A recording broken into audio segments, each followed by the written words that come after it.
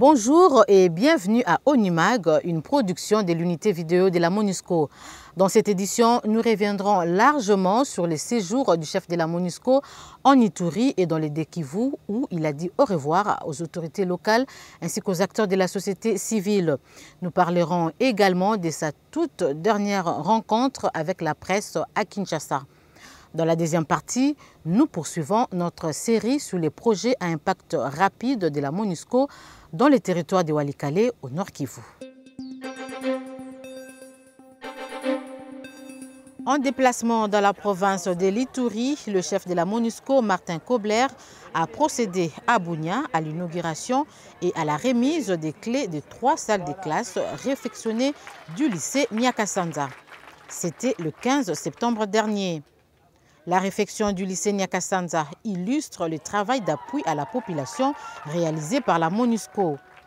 Les travaux consécutifs à une demande formulée par les parents d'élèves ont été effectués dans le cadre des projets à impact rapide de la MONUSCO pour un coût de 28 000 $ américains. Grâce à cette œuvre combien splendide et superbe, vous saurez que pour cette année scolaire 2015-2016, l'effectif des élèves qui était de 300 passe à 450 environ. Saisissez l'occasion maintenant, avec vos professeurs, avec l'assistance de la MONUSCO, avec l'assistance de la communauté internationale, avec l'assistance du gouvernement. Monsieur l'inspecteur aussi, saisissez l'occasion d'étudier dans ces bâtiments ici pour un futur ici dans le pays. À noter que chaque salle de classe est équipée de 20 pupitres et d'une table pour l'enseignant.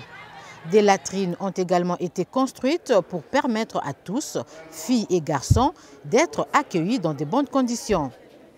Afin de marquer sa profonde reconnaissance, le lycée a offert au chef de la MONUSCO une chèvre. Durant son séjour en Ituri, le chef de la MONUSCO a aussi visité la réserve de la faune Okapi, sise à Epulu, dans le territoire de Mambasa. Ce site est classé patrimoine mondial par l'UNESCO.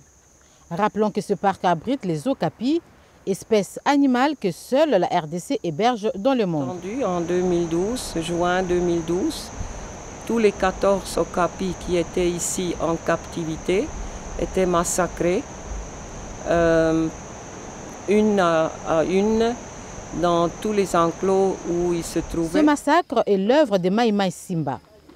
Mais le parc réserve également d'autres richesses insoupçonnées en faune et flore notamment et que convoitent les groupes armés. Si ça continue ici avec les activités minières, avec le braconnage, toute la population d'éléphants, de 4000 maintenant, soit finie après 4 ou 5 ans. C'est ce que les experts m'ont dit. Il faut vraiment empêcher les groupes armés. Il faut empêcher les activités minières ici, afin que la nature soit préservée. Le représentant spécial s'est également rendu dans le Grand Nord du Nord Kivu et au Sud Kivu. À Beni comme à Bukavu, Martin Kobler a fait ses adieux aux autorités provinciales ainsi qu'aux acteurs de la société civile. À Bukavu, le patron de la MONUSCO s'est rendu à l'hôpital de Pandi où il a rencontré le docteur Denis Mukwege, médecin directeur du dit hôpital. Il y a une régression sensible du nombre de victimes de violences sexuelles. Et là, il faut rendre à César ce qui est à César. Je crois que la MONUSCO, par le leadership de Kobler, ils ont beaucoup travaillé pour réduire ces foyers de tension. Il y a tout le travail qui est fait également par l'armée congolaise. Je crois qu'il faut pouvoir le souligner.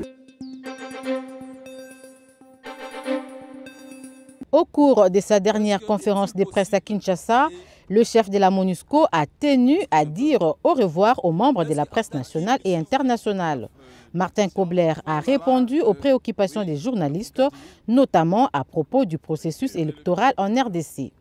Suivons cet extrait. J'ai confiance. J'ai confiance parce qu'on a le temps jusqu'au mois de novembre 2016. Et je ne parle jamais jamais du glissement et tout ça, parce qu'on a vraiment le temps. Il faut vraiment maintenant déterminer les problèmes qui sont encore ouverts.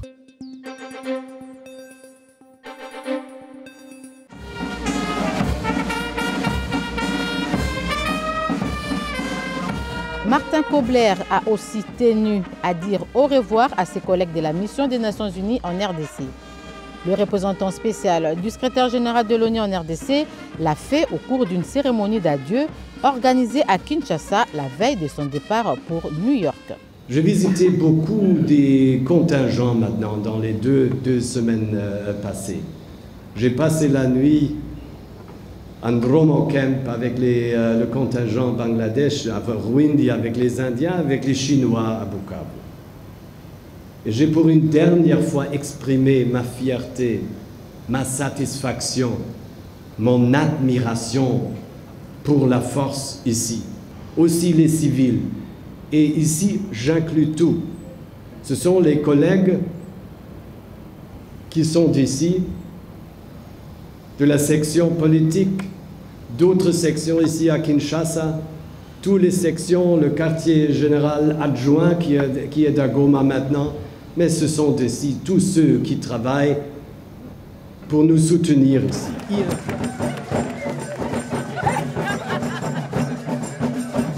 Enfin, rendons-nous à Walikale où la MONUSCO conduit des projets à impact rapide pour soutenir le gouvernement. Aujourd'hui, nous nous intéressons à celui fait en faveur de l'administration locale.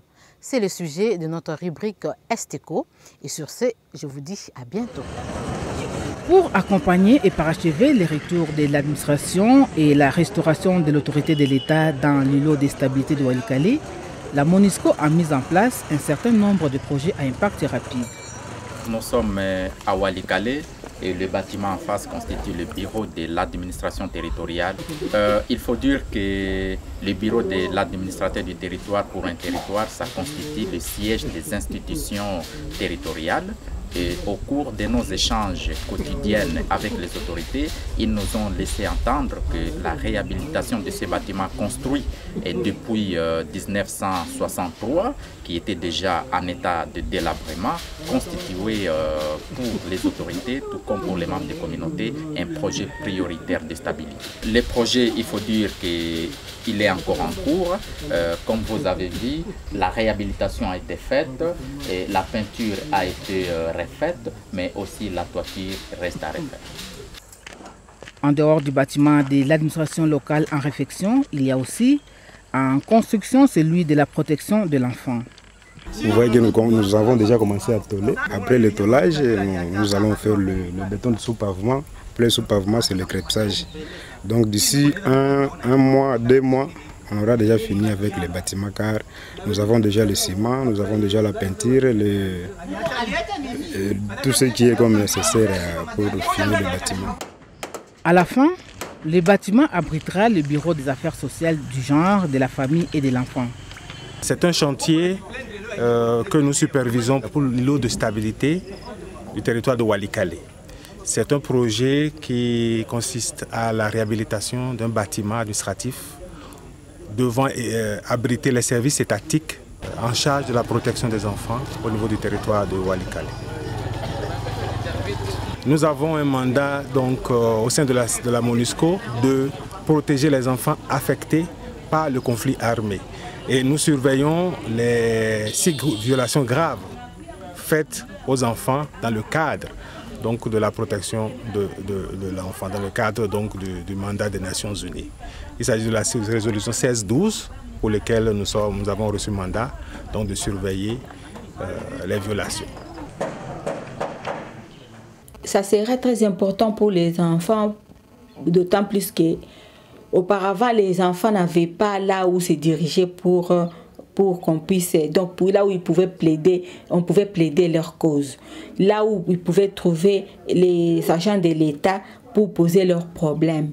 Et maintenant que le bâtiment est en train d'être construit, à la fin il y aura des bureaux et comme la MONUSCO va aussi équiper ces enfants lorsqu'ils viendront, ils vont trouver un cadre qui sera propice pour eux là où on va les recevoir et là où on va classer leurs dossiers et les traiter. Bien qu'ils soient les plus vastes des territoires de la province du Nord Kivu, Walikale, confronté à de très sérieux problèmes d'enclavement, a aujourd'hui une administration qui fonctionne normalement et l'autorité de l'État s'affirme. Nous trouvons que, en tout cas, la MONUSCO, au-delà de cette mission, nous pensons que sa présence aux côtés des communautés est en train de se manifester d'une manière agréable et nous pensons que cela pouvait encore renforcer davantage et que les gens sachent que la MONUSCO n'est pas seulement là pour le Kalachnikov, mais aussi est en train d'aider la communauté.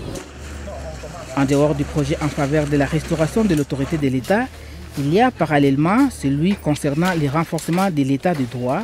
C'est justement le sujet de notre prochain épisode sur le projet à impact rapide dans le territoire de Walikale.